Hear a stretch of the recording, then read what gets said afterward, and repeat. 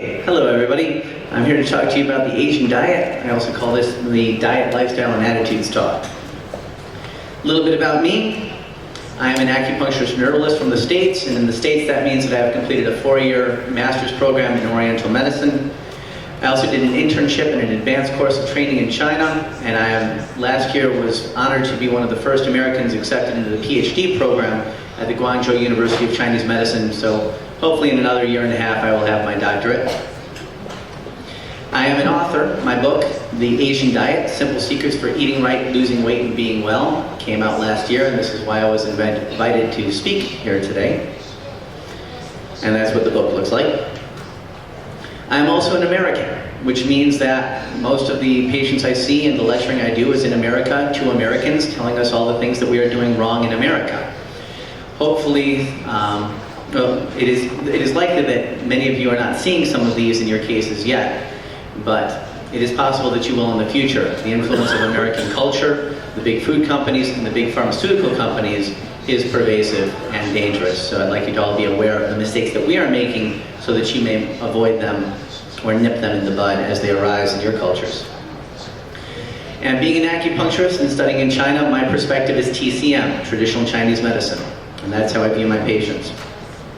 TCM is all about balance. We view everything in terms of balance, and balance is the goal of life. Now, the Chinese have studied the proper balance for millennia. What we have now in Chinese medicine and Chinese culture is the culmination of thousands of years of experimentation, observation, and documentation. And there's a lot that we can learn from the lessons that they have figured out. Medicine can be used to help restore balance, and that's what we do with both Eastern and Western medicine. We're trying to bring our patients back to a state of homeostasis. But the best medicine is prevention. Just like Sun Tzu wrote in The Art of War, the best battle is the one that you avoid. The best medicine is the one that does not treat illness. What does disease mean? Why do we get sick? In the Chinese medicine perspective, it is our bodies telling us that we need to change something. Nature has built-in mechanisms to help shape our behavior.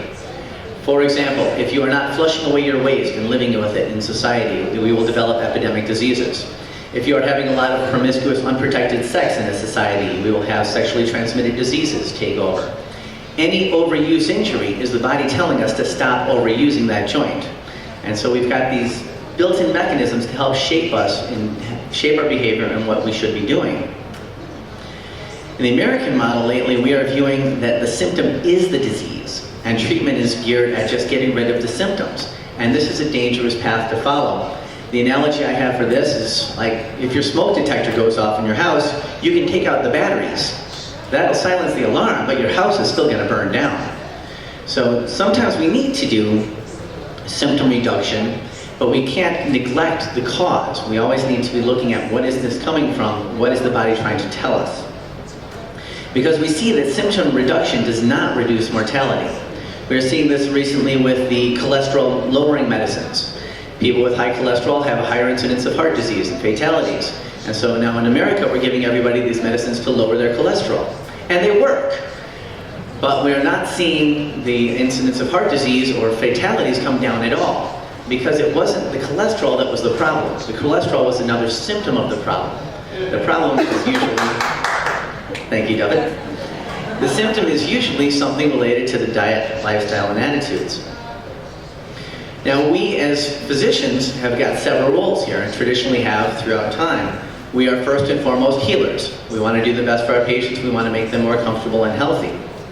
We also all need to be scientists, evaluating what works best for our patients, evaluating the recent literature, what works better, adopting our techniques, and also contributing to the knowledge base. But we also need to be educators, and this is the piece that I am here to talk to you about. We need to educate our patients so that they can prevent these disorders. So prevention, that is the main thrust in Chinese medicine. It used to be all over in China, and it still is in rural sections, that you pay the physician monthly. And if you get sick, you get a refund.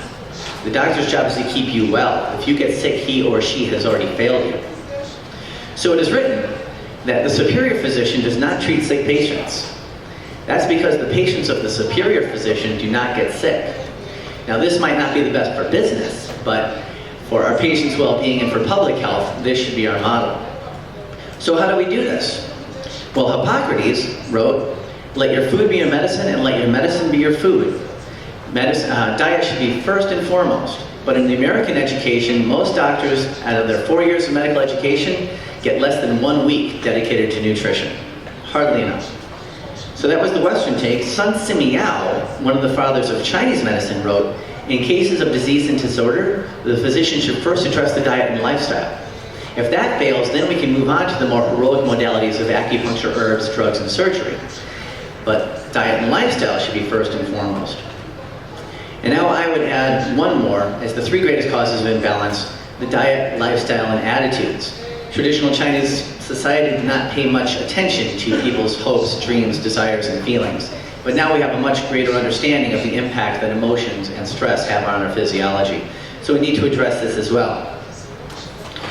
So the diet, lifestyle, and attitudes talk. This is something I go over with all of my patients. Regardless of what they come in for, I want to talk with them about adjusting their diet, lifestyle, and attitudes according to Chinese wisdom. The talk takes me about an hour and a half. I break it up over several sessions. And very often at the end of this talk, my patients would ask, "Where can I get this in a written form?" And I looked around for 10 years for a good source to refer them to, and I couldn't find one, so I wrote my book. Now, I'm not here to sell you on my book.